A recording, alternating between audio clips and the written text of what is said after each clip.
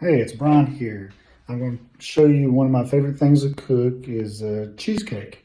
I'll show you the ingredients that's needed to use and the process of putting it all together and baking it. Okay, some of the ingredients that is needed to use is some cookies to help make the crust here.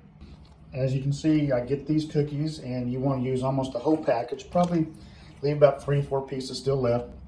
Or you can use anything you would like to make the crust. Some butter.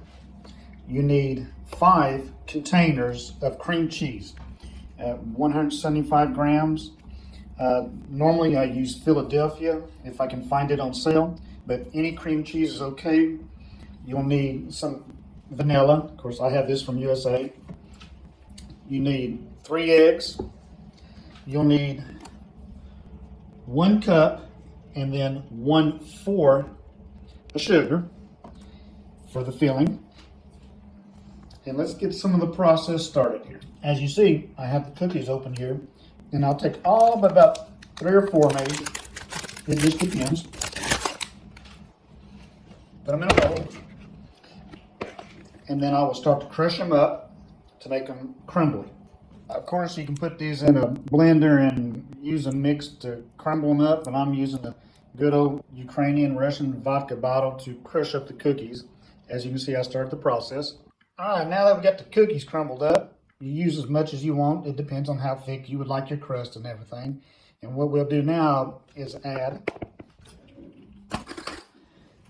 1 tablespoon, add 3.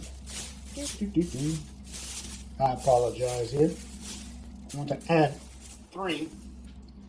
1, 2, 3 to your mix here of cookies. And then what we'll do next is add half a stick of butter, melt it in the microwave. Take that butter, stick it in the microwave and melt it a little bit. And before I forget, you want to turn your oven on and preheat it to about 125 to 130, and just let that sucker start warming up before you start throwing everything in there. Now we got the butter melted, we'll add it to our crushed up cookie and sugar mix to make the crust.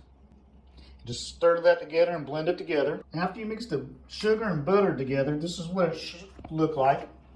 If you need to, you can melt a little bit more butter to make it stick all together. If it's still too dry, add just a little bit more butter. Or if it's too wet, just add some more cookies, crush up cookies to get a good consistency of what it looks like this. And what we'll do is take this and put it into our pan. Don't know what pan size that is. Always use a baking sheet to cover it. So I don't know, about this size pan. Just put it all in there. Add that crumb in there and just make it look like that. Smooth it out however you want. There's no rocket science to it. There's no specific way. Just do as you please. And then put this in the oven for about 10 minutes. Let that start cooking. All right, now as you got the bacon going for the crust as it's cooking, what you want to start doing now is empty these 5 containers of cream cheese into your mixing bowl. You can either mix it by hand, or if you have a mixer, blender, you can do that as well. But as you're preparing the crust and everything, you want to leave out your cream cheese, open the lids, so to start warming up a little bit to almost like room temperature, so to make it easier to mix together. What I like to do is do one at a time, mix it, add another one, mix it until it's all smooth.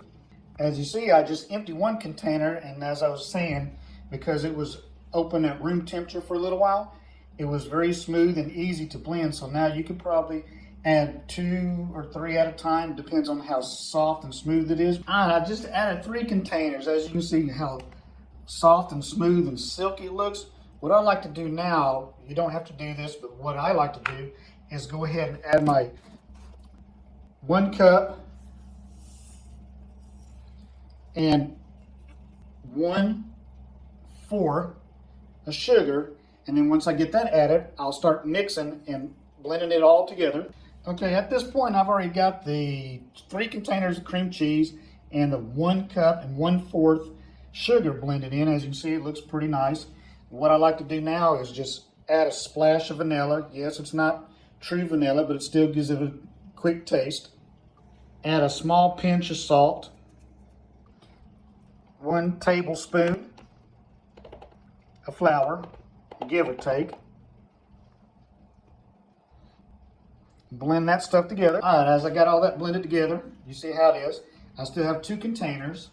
And what you want to do now is just add the 3 eggs. Yes, they're nice fresh eggs. So what you want to do is add 1 egg at a time, mix it, and then add 1 cream cheese. It's your preference. There's no rocket science, like I said, about making this. It's very easy. I've done this, oh gosh, more than 100 times. I don't even follow the recipe. I just look at it by eye, so I apologize.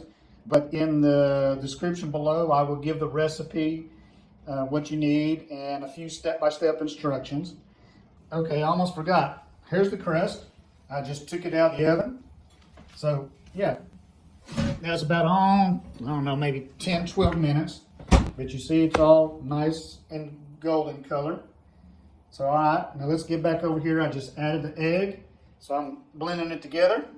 Okay, now that we get all the containers of cream cheese, the eggs, all the ingredients into the bowl, mixed together. Of course, it's not perfect. I'm doing it by hand with a spoon, as you can see. What you want to do now, it's your choice. You can leave it as is. This would be a just regular cheesecake. If you want to add some fruits, you can add some fruits. If you want fruit puree, which is like a jelly sauce that you can cook down to make. If you want to make chocolate, if you want to make whatever flavor, you can add that into there right now. Mix it and blend it well. Sometimes what I have done in the past is I would add a little shot glass, which is, about this size, I don't know, 10 milliliters, give or take, of Jim Beam Red Stag, which is a black cherry flavor bourbon. I will add this to the mix. Don't worry, guys, most of the alcohol will cook out, but it'll leave this nice black cherry flavor, and for some reason it makes it moist.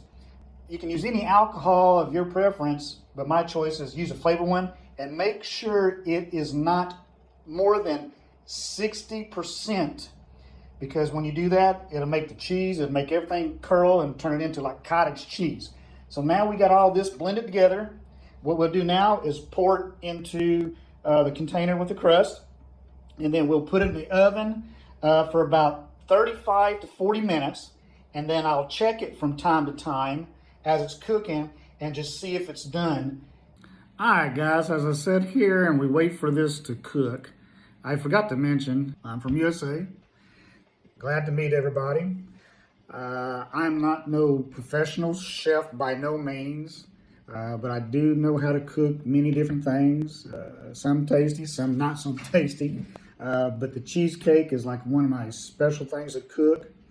Years ago, I wanted a cheesecake. I found a recipe and I started using it, and I changed it up for myself a little bit, because cooking is all about experimenting. You want to try different ways to do things to your taste. And I've been doing this ever since. How I got started doing more of it here in Ukraine was the school I've worked at. My very first classes, the students had asked me, questions, normal questions for us Americans, and they asked me if I knew how to cook, and they asked me what. So I explained to them, and I mentioned cheesecake, and they said, oh, good, at the end of the semester, you can make us a cheesecake. I was like, oh, okay, why not? So the first semester, I didn't make a cheesecake because the apartment I used to live in, the oven was broken. So the next semester, I had these same students again. So I started making cheesecake. And for almost every semester, at the end of every semester since then, maybe a few times that I had not, the final week, the final day of class, I'd make a cheesecake and bring it. One time I had made like 3-4 cheesecakes in a week. So imagine how many cheesecakes I've made. But I've had to change the recipe a little bit here because, in USA we use imperial system. Here you use metric, so some things are a little different in ounces, grams, milliliters, such. So I had to adapt it for here. With that being said, You know, I've had many students try my cheesecake. I'm not bragging about myself. Most everybody has said it's one of the best or tastiest cheesecake they've had, which I don't know. But I've had many try to make the cheesecake. Some have gotten it down to where it's almost exactly like mine. And some people have asked me, is there a way to make a cheesecake without using egg? Well, yes, you can do that. This is what we call a no-bake cheesecake, which is you take all the same ingredients, you just don't add the egg. So leave out the egg, add all the ingredients, mix it all together, you know, put it in your crust, and then you want to put it in your refrigerator for at least about 6 to 8 hours to let it get hard and let it get stiff. And then after about 6 to 8 hours, cut it up, eat it, and it'd be just the same. It's just, you know, no-bake cheesecake. I'll put the description on the no-bake cheesecake down below. So that's it. You know, if you guys have any questions, comments, concerns, feel free to put it in the comment section and I'll get back to you. So we'll let this finish cooking and then I'll check it from time to time and I will show you how I check it. And then once it's done, you got to let it sit at room temperature for at least an hour to 2 to slowly cook.